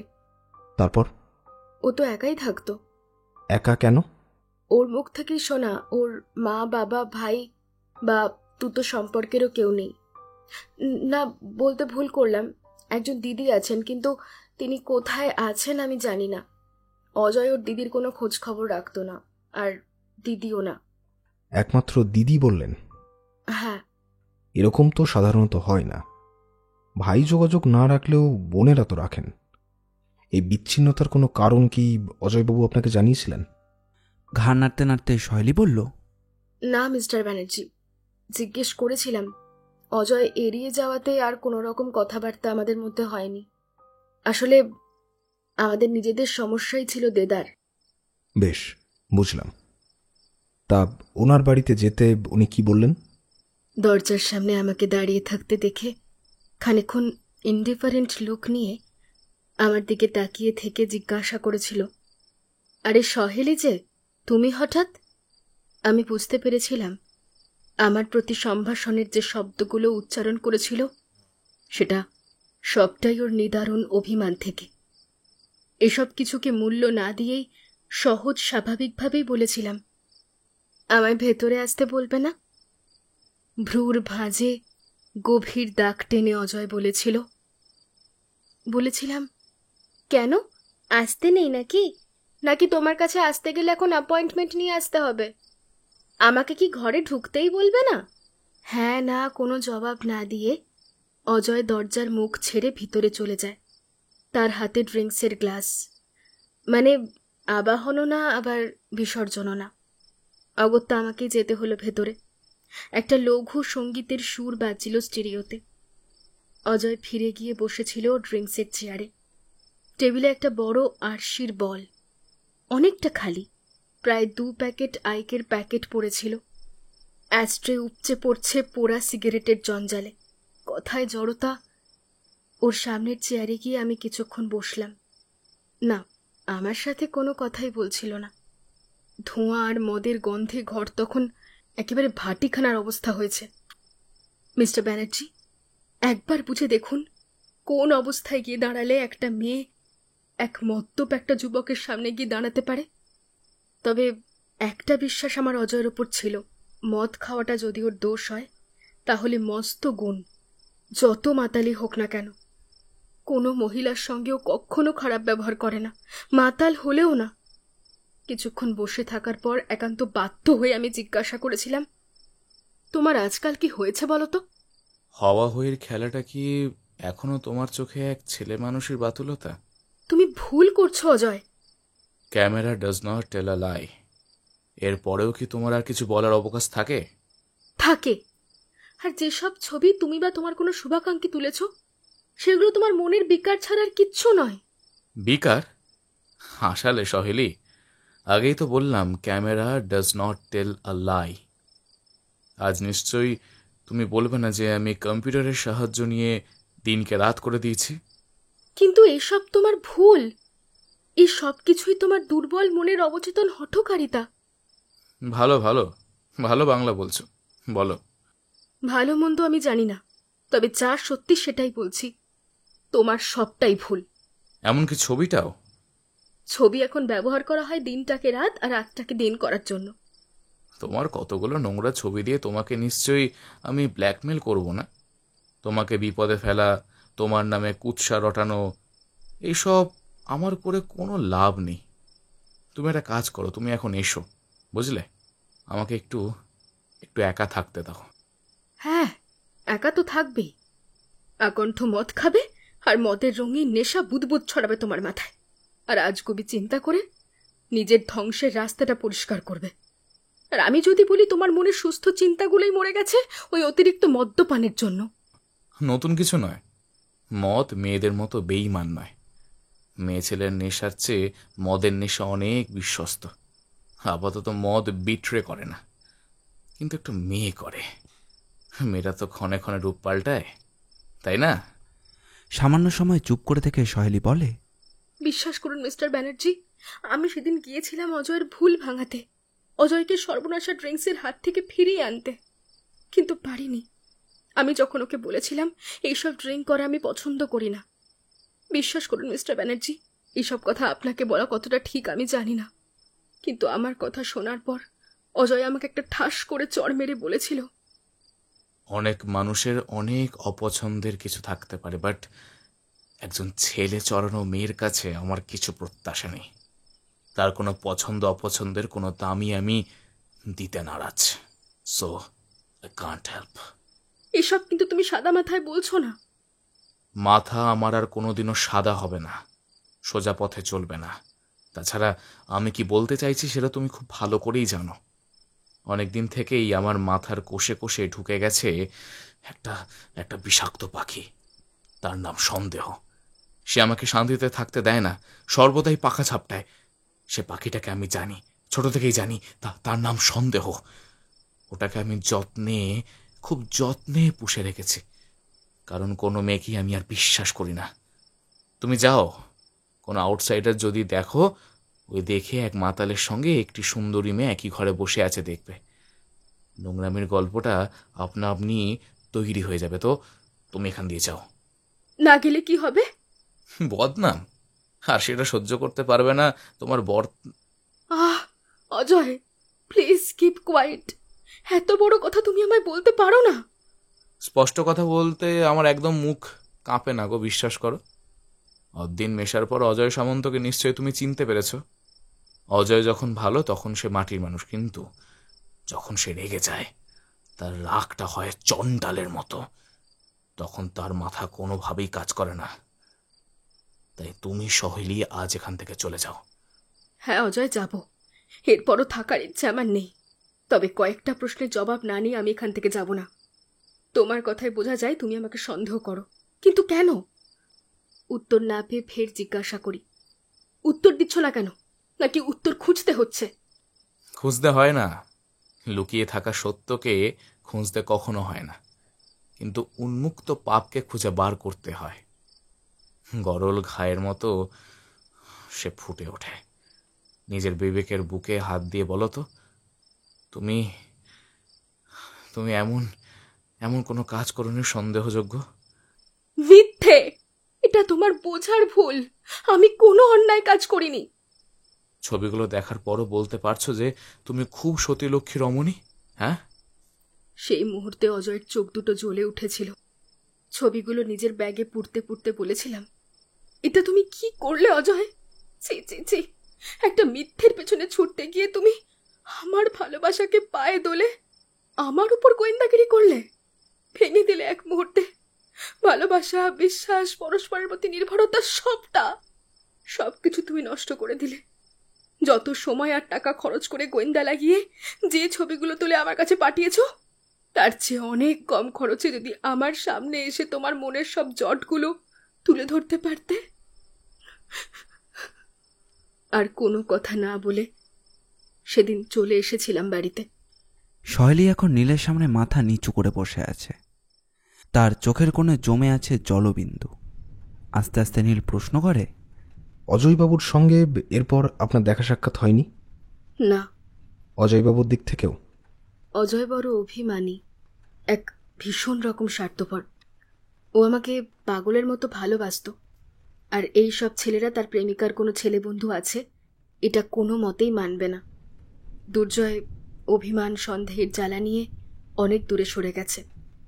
তবুও আমি একদিন আমার সব অপমান সহ্য করেও অজয়কে ফোন করেছিলাম ওর মোবাইলে, বাট বেশ বোঝা যায় সুইচ অফ করে দিল। আপনিই বলুন ব্যানার্জিবাবু, এর পরেও কি আর কোনো যোগাযোগ রাখা যায়? এইসব ঠিক কতদিন আগের কথা? হ্যাঁ, 1 বছর তো হবেই। আপনি যে দিদির কথা বললেন, তিনি এখন থাকেন কোথায়? মানে মনে করে যদি বলতে পারেন। মানিকতলার দিকে। আমি ঠিক জানি না, শুনেছিলাম। ঠিক আছে, আর একটা প্রশ্ন করব। আপনার সঙ্গে যে গভীর সম্পর্কের কথা বললেন সেটা মনে রেখেই জিজ্ঞাসা করছি। অজয়বাবু কি অন্য কোথাও ইনভলভড? কোনো আদার অ্যাফেয়ার্সের কথা কি শুনেছেন? সজোরে মাথা নেড়ে সহেলি বলল, জানি না, আমি আর কিচ্ছু জানি না। নীল উঠতে উঠতে বলল, ধন্যবাদ ম্যাডাম, আপাতত আমার আর কিছুই জানার নেই। চল দীপু। মিস্টার ব্যানার্জি, আপনার কি সত্যি মনে হয় অজয়কে কেউ খুন করেছে? না, এসব কিছুই আমার অনুমান মাত্র, যদিও পুলিশ আত্মহত্যা বলেই ভাবছে। কিছু মনে করবেন না মিস্টার ব্যানার্জি, পুলিশ যদি আত্মহত্যাই বলে ভেবে নেয় তাহলে তো কেসটার আর কিছুই থাকে না। নিশ্চয়ই থানাতেও কোনো অভিযোগ জমা পড়েনি। তাহলে আপনার এত ইন্টারেস্ট কেন? কেউ কি আপনাকে অ্যাপয়েন্ট করেছে? কথাটাকে হাওয়ায় উড়িয়ে দেওয়ার মতো নীল বলল, সত্যিটাকে জানতে আমার ভারী ইচ্ছে সবসময়। ঠিক আছে, আর চলি। যদি দরকার পড়ে তাহলে আপনাকে আবার বিরক্ত করব। আজ আর কোথাও বের হওয়ার কথা ছিল না। একই রবিবার, আর ভোর থেকে সূর্য তেড়ে ফুড়ে তাতাচ্ছে। দুপুরে খাওয়া দাওয়া সেরে নীল একটা সোফায় আচ্ছ অবস্থায় একটা বই পড়ছিল। সামনের সোফায় দীপু তন্দ্রা হতো। এখানে দীপুর একটা ছোট্ট পরিচয় দিয়ে রাখা যাক। নীলের লেখক বন্ধু অজেয় বর্তমানে একটা অধ্যাপনা আর লেখালেখির কাজ নিয়ে খুব ব্যস্ত। নীলের বাড়িতে ওর যাতায়াত একটু কমের দিকে। সেই সময় নীলের একদিন স্কুল বন্ধু শুভঙ্কর এসে বলেছিল ওর ভাই দীপঙ্করের কথা। হায়ার সেকেন্ডারি পাশ করার পর পড়াশোনা না করে কিছু বৎসঙ্গীর পাল্লায় পড়ে ক্রমশ খারাপ পথে এগিয়ে যাচ্ছিল। মদ, জুয়া, টিজিং, এসব অসৎ পথে রোজগার। নীলকে শুভঙ্কর অনুরোধ করেছিল তার ভাইটাকে যদি কোনোভাবে সৎ পথে ফেরানো যায়। এর পরের কাহিনী বিস্তৃত, সে অন্য গল্প। তবে দীপু মানে দীপঙ্করকে নীল ওর সঙ্গী করে নিয়েছিল। দীপু নিজেও হয়তো অন্ধকার জীবনের ওই সরীসৃপ গলিটা ছেড়ে আসতে চেয়েছিল। নীলের রহস্য উদ্ঘাটনের রোমাঞ্চকর পথটা ওর বেশ ভালোই লাগে। তারপর থেকে সে নীলের গোয়েন্দা জীবনের সঙ্গী। প্রচণ্ড গরমের দিনে এক পেট খাবার পর ঠান্ডা ঘরে বেশ একটা ঘুম ঘুম ভাব আসে। দীপুর চোখ বুজে আসছিল। সম্ভবত ঘুমটাকে তাড়াবার জন্যই দীপু বলল, নীলদা, তোমার অজয় সামন্ত কি বলছে? বই পড়তে পড়তেই নীল বলল, ডেডলক। তোমার মুখে এই কথা?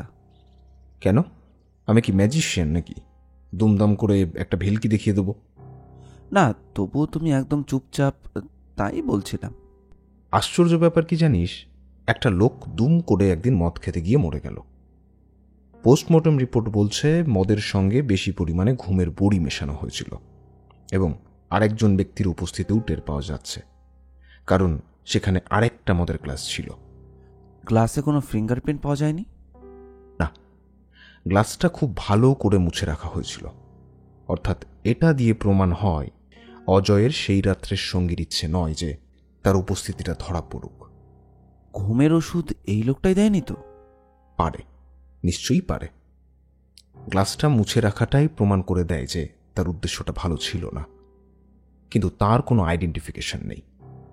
খবরের কাগজে অজয়ের মৃত্যু সংবাদটা দেওয়া হলো, অথচ কেউ তার খোঁজ নিতে এলো না। এমন নয় যে অজয় লোকটার কোনো পরিচিত বন্ধুবান্ধব নেই। অফিস থেকেও কেউ কোনো আগ্রহ দেখালো না। আমি নিজেও ওর অফিসে গিয়েছিলাম। যদি কোনো নমিনির উল্লেখ থাকে, না, কোনো নমিনির নাম নেই। ছিল এক প্রেমিকা, সহেলি মল্লিক, সেও উদাসীন। 1 বছরের মতো তার সঙ্গে অজয়ের কোনো যোগাযোগও নেই। কিন্তু ওটা তো সহেলির উক্তি, কোনো সত্যতার প্রমাণ তো নেই। তার উপর অজয়ের আবাসনের কেয়ারটেকার বলছে রাত 10টা বাজার কিছু আগে একটা ঘোমটা ঢাকা মহিলাকে বেরিয়ে যেতে দেখেছে। সেটা তো সহেলি মল্লিকও হতে পারে। পারে, কিন্তু তার কোনো প্রমাণ নেই। সহেলির অ্যালিবাই, সে তখন দিল্লিতে দিদির বাড়িতে ছিল। আচ্ছা নীলদা, তোমারই বা এত মাথা ঘামাবার কি আছে বলো তো? ঘরের খেয়ে বোনের মোস্তারানোর কি বা আছে? মানুষের তো কত রকমের নেশা আছে, ধর এটাও এক রকমের নেশা। কিন্তু বড় বিপজ্জনক নেশা। চোর ডাকাত খুনে বদমাইশদের শত্রু বানাবার নেশা। ঠিক বলেছিস। এটা যেমন ঠিক তেমন আরও একটা জিনিসও ঠিক আছে। সেটা কি? কবরের অন্ধকার থেকে একটা সত্যিকে তুই যদি আলোতে নিয়ে আসতে পারিস, অদ্ভুত একটা স্বর্গীয় আনন্দ পাওয়া যায়। হয়তো এটা বুঝবি না, এটা ফিল করার ব্যাপার। এনিওয়ে, এই কেসটা বোধহয় শেষ পর্যন্ত আনসলভড থেকে যাবে। কোথাও কোনো সূত্র নেই, চারিদিকেই blood. What's about your Saheli Mallick? আমার তো খুব মিস্টেরিয়াস বলে মনে হচ্ছে। যেভাবে অন্য একটা ছেলের সঙ্গে ক্লোজ মুডে ছবিটা দেখালো, সেও কি হতে পারে না যে পথের কাঁটা সরিয়ে দিতে? শুধু এটাই কি একটা খুনের মতো ভয়ঙ্কর কিছুর মোটিভ হতে পারে? পারে না সেটা কি তুমি জোর দিয়ে বলতে পারো? ধরো সহেলি যদি এমন আশঙ্কা করে থাকে যে অজয় জীবিত থাকলে তার নতুন প্রেমিকের সঙ্গে সুখে থাকতে পারবে না, বা অজয় বেঁচে থাকলে তার কোনো উদ্দেশ্য সিদ্ধিতে ব্যাঘাত ঘটবে। মানে আমি আসলে বলছিলাম কি, মেয়েরাও তো মাঝে মধ্যে খুনটুন করে বসে। নীল কিছু বলতে চাচ্ছিল, হঠাৎ কলিং বেলের শব্দ বেঁচে উঠল।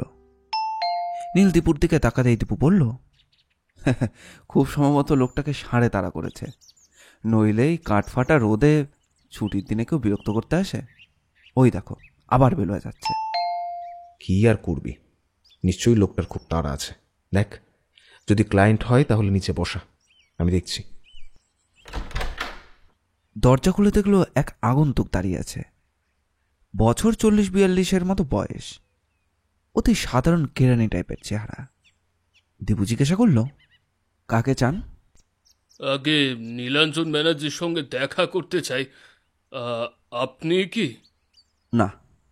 উনি কি বাড়ি আছেন? আছেন, আসুন ভেতরে আসুন। দীপুর পেছন পেছন এসে বৈঠকখানায় এসে বসলেন। পকেট থেকে রুমাল বার করে ঘামটা মুছে ভদ্রলোক বললেন, খুব গরম পড়েছে, বৃষ্টিটাও এসেও আসছে না। এক গ্লাস জল কি পাওয়া যাবে? সে কি কথা, আপনি বসুন, আমি জল আনছি। আর যদি... চিন্তা করবেন না, মিস্টার ব্যানার্জিকে আমি ডেকে দিচ্ছি। মিনিট 2-3 মধ্যেই নীল নিচে নেমে এলো, পেছনে দীপু জলের গ্লাস নিয়ে। জল খেয়ে ভদ্রলোক বললেন, সামনের সোফাটায় বসতে বসতে নীল ভদ্রলোককে ভালো করে দেখতে শুরু করলো। অতি সাধারণ চেহারা, চেহারার মধ্যে দীনতার ছাপ, মুখে কিসের একটা যেন উদ্বেগ, উল্টে আছড়ানো চুল, গালে 2-1 দিনের না কাটা দাড়ি, আর চোখে কোনো চশমা নেই। চোখের কোল দুটো ফোলা ফোলা, ঠোঁটের দুকোণে অ্যাঙ্গুলার স্টমাইটিসের স্পষ্ট দাগ, গায়ে হালকা সবুজ রঙের অল ওপেন বব শার্ট, সাদা ডোরা কাটা, আর পরনে একটা টেরিকেটের কালো প্যান্ট, পায়ে একটা সাধারণ স্লিপার, হাতে একটা টিপিক্যাল কেরানি ব্যাগ। নীলকে বসতে দেখেই ভদ্রলোক বললেন, নিশ্চয়ই আপনি নীলাঞ্জন ব্যানার্জি? হ্যাঁ আমি, কিন্তু আপনি? খুব বিপদে পড়ে আমি আপনার শরণাপন্ন হয়েছি। তার আগে বলুন, আপনি আমায় চিনলেন কেমন করে? আগে আপনি স্বনামধন্য ব্যক্তি, কত চোর ডাকাত খুনি ধরেছেন। আপনার কি তেমন কোনো প্রবলেম আছে? না না, সেসব কিছু নয়। আসলে আমার বিপদটা আপনার কাছে হয়তো খুবই হাস্যকর বলে মনে হতে পারে, কিন্তু আমার কাছে বড়ই নির্মম, বলতে পারেন বড়ই মর্মান্তিক। বেশ, বলুন আপনার বিপদটা কি, কিন্তু তার আগে আপনার সম্বন্ধে কিছু জানা দরকার। দেখুন দেখি কি সব কাণ্ড, এখনো পর্যন্ত আমি নিজের নামটাই বলিনি। আপনি আমায় চিনবেন না, আমার নাম বীরেন, বীরেন জানা। আমার জানেন তো ভীষণ বিপদ। বিপদের কথা তো অনেকক্ষণ ধরেই বলছেন, কিন্তু সেই বিপদটা কি সেটা আবার বলুন তো। হ্যাঁ, এই বলি, তবে তার আগে এক গ্লাস জল পাওয়া যাবে? আহ, যা গরম। দীপু যাক সঙ্গেই নিয়ে এসেছিল। বীরেনের জল খাওয়ার গ্লাসে জল ঢেলে দিল। আবার পান পর্ব শেষ করে সেই আহ করে একটা শব্দ। গ্লাস নামিয়ে রেখে বীরেন বললেন, ঠিক বুঝতে পারছি না কোথা থেকে শুরু করব। তবে কি তবে? আমাকে বোধ হয় কেউ এই শহর থেকে তাড়াতে চাইছে, জানেন তো। সে কি মশাই, আপনি কি নাবালক যে আপনি কোনো অপকর্ম করেছেন? নাকি শহরটা কারোর পৈতৃক সম্পত্তি? বুঝেছি। আপনার হাসি পাচ্ছে, কিন্তু স্যার আপনি হেসে উড়িয়ে দেবেন না দয়া করে। তারপর হাতের টিপিক্যাল কেরানি ব্যাগ খুলে নানান ফাঁকফোকর খুঁজে বার করলেন কিছু কাগজপত্র। সেখান থেকে বেছে বেছে একটা 10 টাকার নোট বার করে নীলের দিকে এগিয়ে ধরলেন। তারপর মুখে বললেন, এটা এটা এটা একটু দেখুন। এটা তো একটা কড়কড়ে 10 টাকার নোট, খুব বেশি হাতও ঘোরেনি। তা হবে, কিন্তু সে তো বড় সর্বনেশে নোট স্যার। ভালো করে দেখুন নোটের সাদা অংশটায়। লেখা আছে পালান। এর মানে? বীরেন আরও একটা 10 টাকার নোট বার করলেন। এটি অপেক্ষাকৃত ব্যবহৃত নোট। এখানেও লেখা আছে। নীল পড়ল, না ভেব রসিকতা, যত তাড়াতাড়ি সম্ভব পালাও। নীল বলল, আপনার কি মনে হয় এগুলো আপনাকে লেখা হচ্ছে? তাহলে এগুলো দেখুন। আর একটা নোটে লেখা আছে, শহর না ছেড়ে গেলে তোমার মৃত্যু অনিবার্য। আবারও বলছি, এর সঙ্গে আপনার ব্যক্তি জীবনের কি সম্পর্ক? হ্যাঁ, এ প্রশ্ন সবারই। এবার এটা দেখুন কি লেখা আছে। বীরেন, ভেবো না এটা ফাজলামি। আর মাত্র 10 দিন সময় দিলাম। অফিস থেকে ট্রান্সফার নিয়ে কেটে পড়ো এই শহর ছেড়ে। এবার কি আর তা কোনো সন্দেহ থাকতে পারে যে সংকেতগুলো আমাকেই পাঠানো হয়েছে, বা বলা ভালো এই হুমকিগুলো? কিন্তু আপনার কাছে নোটগুলো আসছে কিভাবে? ও, আপনাকে বলা হয়নি, আমি একটি রাষ্ট্রায়ত্ত ব্যাংকের কর্মী। বর্তমানে আমি রিসিভিং ক্লার্ক। রোজ হাজার হাজার টাকা আমায় গুনে নিতে হয়। দিনের শেষে ক্যাশ মেলাতে গিয়ে নোটগুলো নজরে পড়ে। এই হুমকিগুলো কতদিন ধরে পাচ্ছেন আপনি? তা ধরুন ওই দিন 20 তো হবেই। তার মানে আপনি বলছেন টাকা রিসিভ করার সময় আপনার অজান্তেই নোটগুলো আপনার চোখ ফাঁকি দিয়ে আপনার কাছে চলে আসছে? সেটাই তো ভাবছি। পরে আমার মনে হয়েছে কোনো ইনভিজিবল কালি দিয়ে লেখাগুলো লিখে ব্যাংকের কোনো গ্রাহক আসল টাকাটা বাঞ্চে ঢুকিয়ে দিচ্ছে। পরে যখন গুনতে যাচ্ছি তখনই লেখাগুলো ফুটে উঠছে। তা হঠাৎ আপনাকেই বা এমন হুমকি দিচ্ছে কেন? আপনার কোনো শত্রু আছে বা এমন কেউ আছে যার আপনার এই শহরে থাকাটা মনঃপূত নয়? বা আপনি কখনো কারোর অনিষ্ট করেছেন? গরিব ছাপোষা কেরানি, কারোর শত্রু হওয়ার যোগ্যতাও তো আমার নেই। কিন্তু এখন তো ব্যাংকে ভালোই মাইনে। আপনাদের ঠিক গরিব ছাপোষা বলে তো বলা যায় না। আচ্ছা, আপনার কোনো শালা বা শালি আছে? হয়তো তারা আপনার সঙ্গে রঙ্গরসিকতা করছেন। স্যার, আপনি কি এর মধ্যে রহস্যের ব্যাপার পেয়ে গেলেন নাকি? কিন্তু এই ব্যাপারে আমার করণীয়টা কি সেটাই তো আমি বুঝতে পারছি না। কেউ আপনাকে হুমকি দিচ্ছে। মনে হয় এই ধরনের হুমকি খুব একটা কাজের না। আপনি একটা কাজ করুন, আপনার হায়ার অথরিটিকে একবার ইনফর্ম করুন। লোকাল থানাতেও একটা ডায়েরি করুন। সব করেছি স্যার, কিন্তু কেউই তো আমায় কোনো পাত্তা দিচ্ছে না। কেউ কেউ বলছে আমি নাকি গঞ্জিকা সেবন করে গাল গল্প তৈরি করছি। তাহলে আমায় কি করতে বলেন? আপনি কেসটা নিন স্যার, লোকটাকে ধরুন, না হলে স্ত্রী পুত্র ফেলে সত্যি আমায় কলকাতা ছেড়ে চলে যেতে হবে। তারপর যেখানে যাবেন সেখানেও যদি এইরকম হুমকি নোট পান, তখন কি করবেন? তাহলে এখন আমি কি করব? একটা কাজ করুন, একটু তককে তককে থাকুন, একটু ওয়াচ করুন, দেখুন তো আরো নোট পান কিনা। ইতিমধ্যে নীল নোটগুলো ভালো করে দেখে নিয়ে লক্ষ্য করতে থাকে। হঠাৎ ওর ভুরুটা সামান্য কুঁচকে উঠল। মনে মনে কিছু আওড়াচ্ছিল। বীরেন বললেন, কিছু বলছেন নাকি স্যার? কিছু না। আচ্ছা, আপনি থাকেন কোথায়? আগে গোয়া বাগানে, ওই গোরাচাঁদ বোস রোডে। বাড়িতে কে কে আছেন? আমার স্ত্রী, এক ছেলে আর বৃদ্ধা মা। স্যার, আপনি যদি কথা না দেন, কোথায় কোনো অচপাড়া গায়ে ঠেলে দেবে, তার উপর ওর স্কুল। ঠিক আছে বীরেনবাবু, আপনার বাড়ির ঠিকানা আর অফিসের ঠিকানাটা আমাদের কাছে লিখে দিন, আমি একটু ভেবে দেখি। দিবু, প্যাড আর পেনটা এগিয়ে দে তো। বেশি ভাববেন না স্যার, বেশি ভাবলে ডিসিশন নেওয়া যায় না। অবশ্য আপনাকে জ্ঞান দেওয়াটা বাতুলতা। বীরেন উঠে পড়লেন। উনি সামান্য খুঁড়িয়ে হাঁটেন, ঘুরে তাকিয়ে বললেন, তাহলে কবে আসবো স্যার? অফিসের ফোন নাম্বার তো দিয়েই দিয়েছেন, আমি ফোনেই জানিয়ে দেবো। বীরেন তখন দরজার মুখে। নীলে আচমকা জিজ্ঞাসা করল, আপনি লটারির টিকিট কতদিন কাটছেন? নিমেষে বীরেনের মুখের ভাবে কিছু পরিবর্তন, কিন্তু নীলের চোখ এড়াল না। একটু থতমত খেয়ে বীরেন বললেন, আপনি স্যার জানলেন কি করে? নোটগুলো বার করবার সময় এক বাঞ্চ লটারির টিকিট দেখতে পেলাম, তাই। হ্যাঁ স্যার, ওই একটি মাত্রই নেশা আমার। আর কোনো নেশা নেই?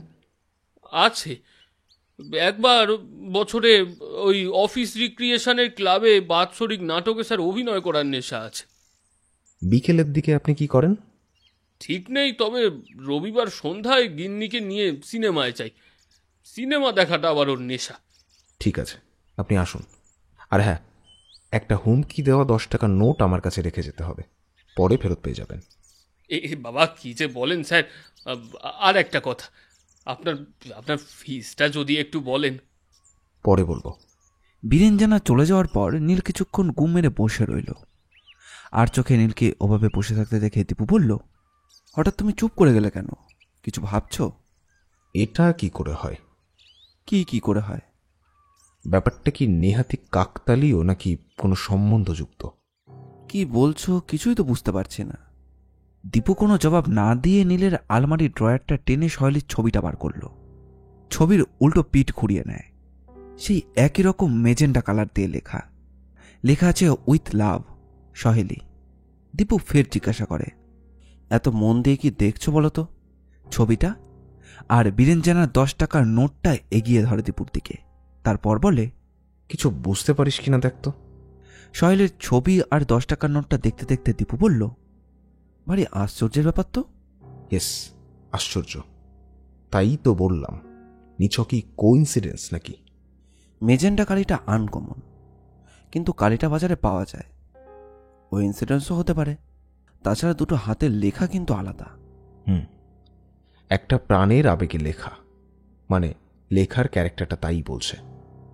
আরেকটা যেন জোর করে সাজিয়ে লেখা হয়েছে, তাই না?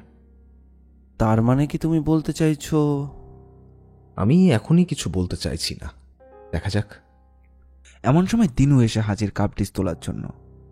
নীল হাই হাই করে উঠল, দিনুদা, তোমায় অনেকদিন বলেছি না, না জিজ্ঞেস করে ঘরের কোনো জিনিসে হাত দেবে না। কেন দাদাবাবু? আমি তো যেন এই তোমার কোনো কাজের জিনিসে যেন হাত দিইনি। হ্যাঁ, এঁটো কাপ ডিশ তাই যেন নিয়ে যাচ্ছিল। দিনুদা সেই জায়গায় স্থির হয়ে দাঁড়িয়ে রইল। নীল আবার বলল, ঠিক আছে দিনুদা, এখন তোমায় আর কিছু নিতে হবে না, আমি তোমায় পরে ডেকে নেব। আচ্ছা বলে দিনুদা চলে গেল। নীল বীরেন জানার খাওয়া জলের গ্লাসের উপর আলতো করে একটা রুমাল দিয়ে খুব সাবধানে ওটাকে নিয়ে আলমারিতে রাখতে রাখতে বলল, দিবু, এটা দেখিস তো যেন কেউ হাত না দেয়। তুমি কি বীরেন জানাকে সন্দেহ করছো? জগতে অতি তুচ্ছ জিনিসকেও হেলাফেলা করে চোখের আড়াল করাটা উচিত নয়। কে কোথায় কোন কাজে লাগে, যেমন এই 10 টাকার নোটটা আর সহেলির ছবি। ছবিগুলো আর জলের গ্লাস রেখে আলমারিতে চাবি দিয়ে একটা সিগারেট ধরায়। তারপর সোফায় বসতে বসতে বলল, লোকটা মিথ্যে কথা বলে গেল কেন বলতো? মিথ্যে কথা? মিথ্যে কথা বলল। ওর নাকি বছরে একবার করে অফিস ক্লাবে নাটক করার নেশা আছে, এছাড়া আর কোনো নেশা নেই। কিন্তু ওর অন্য নেশাও আছে। তুমি বুঝলে কেমন করে? একটা নয়, লোকটা দুটো মিথ্যে কথা বলে গেল। কিরকম? চোখের নিচে ফোলা ফোলা ভাব, কষের দুপাশে স্টামাটাইটিসের ঘা। এই ঘাটা হয় লিভার ড্যামেজ থাকলে, ভিটামিন শর্ট পড়লে। লিভার ড্যামেজ হওয়ার একটা বড় কারণ অতিরিক্ত মদ্যপান। লোকটা মদ খায়, খুব বেশি পরিমাণেই খায়। চোখের নিচের ফোলাটা মদ্যপানের একটা সিমটম। কোলেস্টেরল বাড়লেই দাগটা আসতে পারে। তার মানে লোকটা মদ্যপান করে, তা সেটা আবার দোষের কি? দোষ গুণের কথা হচ্ছে না। আর কাউকে বিরক্ত না করলে মদ্যপান করাটা তো দোষের নয়। কিন্তু আরও একটা মারাত্মক নেশা আছে।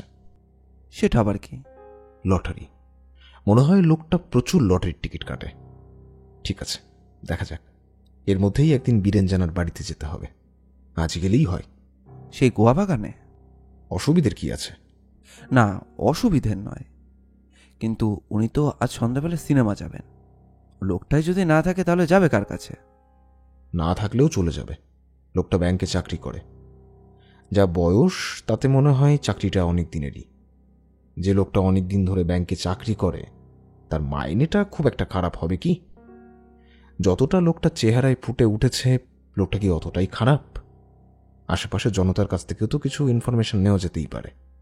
প্রস্তাবটা দীপুর খুব একটা মনোপুত হলো না। অজয় সামন্তর খুনের কিন্তু কোনো কিনারা হলো না। কে এক বীরেন জানাকে নিয়ে নীলের এত মাথা ব্যথা কেন, তাও দীপুর বোধগম্য হলো না। তারপর কোথায় গোয়া বাগান আর কোথায় নিউ আলিপুর, কিন্তু কোনো উপায় নেই। মাথা নড়লে কানও নড়বে। বীরেন জানার দেওয়ার ঠিকানাটা তো প্রথমে খুঁজেই পাওয়া যাচ্ছিল না। ওনার বাড়ির নাম্বার 3/1, 3 নম্বর আছে। তারপর একটা অন্ধকার প্যাসেজ লাগোয়া বাড়ির নাম্বার 4। বিরক্ত হল দীপু। তোমাকে তো আমি আগেই বলেছিলাম, হুটহাট বুনোহাসের পিছনে দৌড়ানোর কোনো মানেই হয় না। এখন কোথায় খুঁজবে ওই 3/1? মনে হচ্ছে এই গলির মধ্যেই। কিন্তু গলিটা তো অন্ধকার, ওর মধ্যেও কি কোনো বাড়ি আছে? থাকাটা তো উচিত। সামনে একটা সিগারেটের দোকান, একবার জিজ্ঞাসা কর। দীপু জিজ্ঞেস করে ফিরে এলো। অগত্যা অন্ধকার সরু গলিটার মধ্যেই ঢুকতে হলো। নীলের সঙ্গে সর্বদাই একটা ছোট টর্চ থাকে। গলিটা অন্ধকার। কিছুটা যাবার পর ছোট্ট একটা মাঠ না বলে অপরিসর ভাগার বলাই ভালো। আশেপাশের বাড়ির যাবতীয় নোংরা পড়ে সেখানে। বীরেন জানার বাড়িটা সেই মাঠ সংলগ্ন, একপাশে একটা ভাঙাচোরা দোতলা বাড়ি। দীপুকে বলতে শোনা গেল, যেমন লোকটার চেহারা ঠিক তেমনই বাড়ির অবস্থান। কেন যে মরতে এলে? ওর কথায় কান না দিয়ে নীল একটা প্রায় জীর্ণ দরজায় কড়া নাড়ল। 1 বার, 2 বার, সাড়া নেই। 3 বার এবার ভেতর থেকে একটা খ্যাটখ্যাটে মহিলার কণ্ঠস্বর ভেসে এলো। কে কে আবার এই ভর সন্ধ্যাবেলা জ্বালাতে এলো? প্রত্যুত্তর দেওয়ার আগেই ক্যাচ ক্যাচ শব্দ করে মহিলা দরজাটা খুলে এসে দাঁড়ালেন। তীক্ষ্ণ কর্কশ্বরে মহিলা জিজ্ঞাসা করলেন, কাকে চাই? যথাসম্ভব কণ্ঠস্বরটা মোলায়েম করে নীল প্রশ্ন করে, আগে এটা কি বীরেন জানার বাড়ি? হ্যাঁ। একটু যদি ডেকে দেন। তিনি এখন বাড়ি নেই। হ্যাঁ, উনি সেই রকমই একটা আভাস দিয়েছিলেন বটে। বটেটা কি? ওনার তো সিনেমা যাবার কথা। আরও রুক্ষ, আরও কর্কশ্বরে মহিলা বললেন, সিনেমা টিনেমা উনি দেখেন না। ও, তা ওনার স্ত্রীও কি ওনার সঙ্গে বেরিয়েছেন? না, আর আমি ওনার স্ত্রী। কিছু বলার থাকলে আমায় বলে যেতে পারেন। মহিলার কথাবার্তার ধরনের নীল আর দীপু একবার নিজেদের মধ্যে তাকাতাকি করে নিল। সামান্য সময়ের ব্যবধানে নীল বলল, আসলে মিস্টার জানা আমায় আসতে বলেছিলেন। আর আপনি বা আপনারা ধেই ধেই করে নাচতে নাচতে চলে এলেন। তা কি জন্য আসতে বলেছিলেন? উনি একটা ইন্স্যুরেন্স করাবেন, তাই। মহিলা যেন মারমুখী হয়ে ওঠেন। আরও তিরিক্ষি মেজাজে বললেন, ইন্স্যুরেন্স? মরণ দশা! দুবেলা ভালো করে খেতে দেওয়ার মুরদ নেই। 6 মাস হয়ে গেল ছেলের স্কুলের বই কিনে দিতে পারে না। যে ভাগাড়ের স্কুলে পড়ে সেখানে মাইনে লাগে না, তাই স্কুলটা অন্তত যেতে পারে। সেই লোক করবে ইন্স্যুরেন্স? কিন্তু উনি যে বললেন আপনার নামে ইন্স্যুরেন্স করবেন। আমার নামে? কেন? আমার নামে ইন্স্যুর করে তারপর একদিন বিষ খাইয়ে মেরে ইন্স্যুরেন্সের টাকা মারার ধান্দা? না, মানে এখন ব্যাপারটা অতি সহজ নয়, হয়তো সত্যিই। চুপ করুন। ওই লোকটার কতটুকু জানেন আপনারা? ঘর করছি আমি। থাকবে ওসব কথা। একটা সোজা কথা শুনে রাখুন, মতলববাজ লোক আপনাদের ডাহা মিথ্যে কথা বলেছে। নিশ্চয়ই কোনো উদ্দেশ্য আছে। ধারটার কিছু দিয়েছেন নাকি?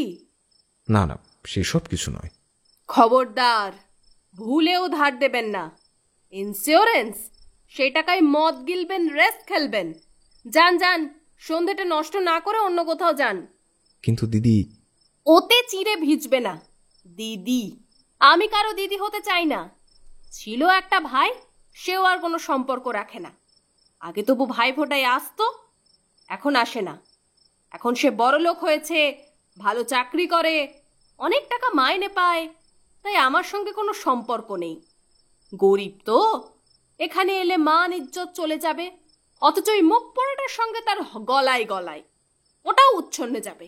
আপনার ভাইয়ের কথা বলছেন? হ্যাঁ, বীরেনবাবু তো তার কথাই বলছিলেন, তারও একটা পলিসি করিয়ে দিতে হবে। তাই যান, সে করালেও করাতে পারে, কিন্তু ভুলেও ওর কথা বিশ্বাস করবেন না। কিন্তু দিদি, বললাম না, দিদি টিদি বলবেন না। আর কি বলার আছে বলুন। মিস্টার জানাকে দেখলে তো এসব মনেই হয় না, খুব নিপাট ভদ্রলোকের মতো চেহারা। বক ধার্মিক দেখেছেন? ওটি সেই রকমই। ঘেন্না করে অমন লোককে স্বামী বলে ভাবতে। কিছুদিন হলো মাথায় পোকা ঢুকেছে, কে না কে এক জ্যোতিষী বলেছে লটারিতে বড় লোক হবে, তাই সংসার ঠকিয়ে হয় রেসের মাঠে, নয়তো গোছা গোছা লটারির টিকিট কাটা। বড় লোক হচ্ছে। স্বগতোক্তি শেষ করেই মহিলা বললেন, আর কিছু কথা আছে আপনার? কিছু যদি মনে না করেন, আপনি বলছেন আপনার ভাইয়ের কাছে গেলে একটা পলিসি হতে পারে, কিন্তু ওর নাম ঠিকানাটা? ঠিকানা ফিকানা জানি না, কোনোদিন সে চুলোয় যায়নি, নিয়েও আসেনি। তবে ওনার মুখে শোনা বেলেঘাটা না বৈষ্ণবঘাটায় ফ্ল্যাট কিনেছে, বাড়িতে টেলিফোন আছে, ফোনের গাইডে নাম ঠিকানা পেয়ে যাবেন। বাহ, তাহলে তো খুব ভালোই হয়। অনুগ্রহ করে যদি ভাইয়ের নামটা বলেন। অজয়, অজয় সামন্ত। ফের চমক। নীল আর দীপু চমকে পরস্পরকে একবার দেখে নেয়। তারপর নীল বলে, কি বললেন? অজয় সামন্ত, বেলেঘাটা হাউসিং কমপ্লেক্স? অত চমকাবার কি হলো? যা সত্যি তাই বললাম।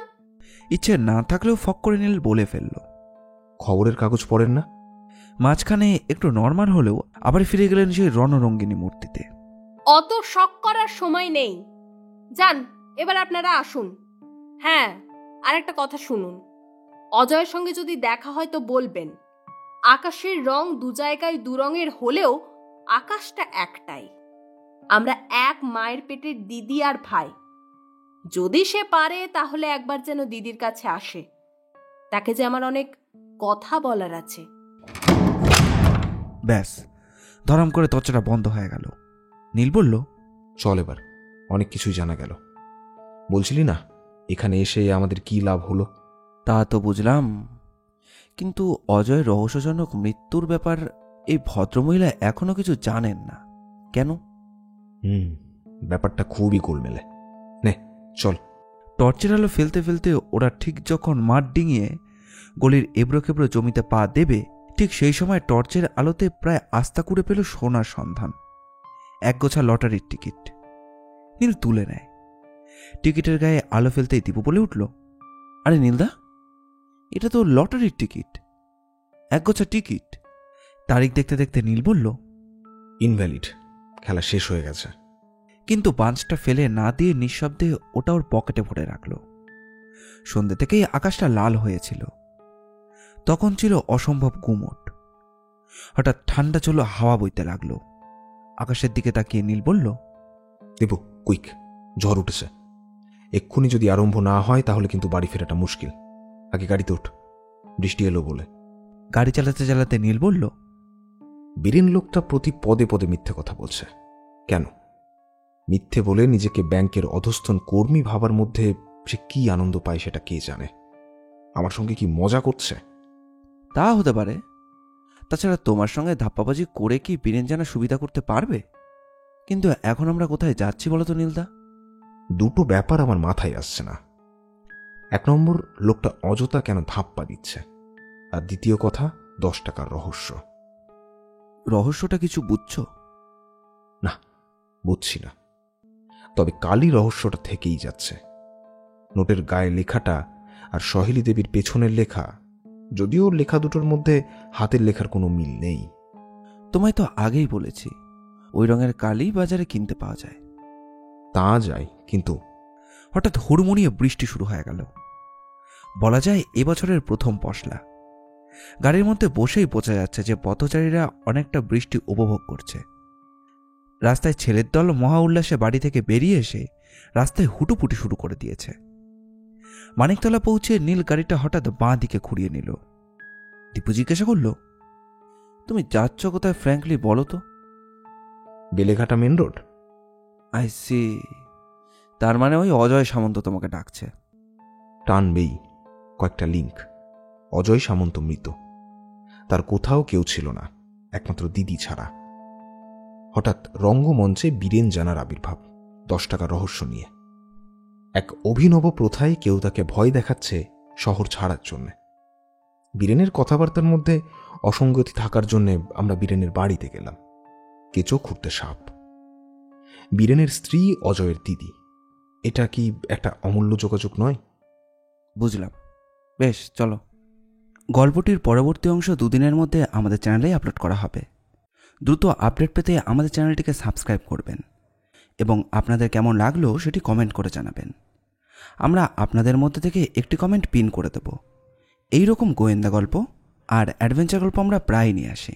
আমাদের চ্যানেলটি ঘুরেও আসতে পারেন। আপনাদের ভালোবাসা একান্ত কাম্য। ধন্যবাদ।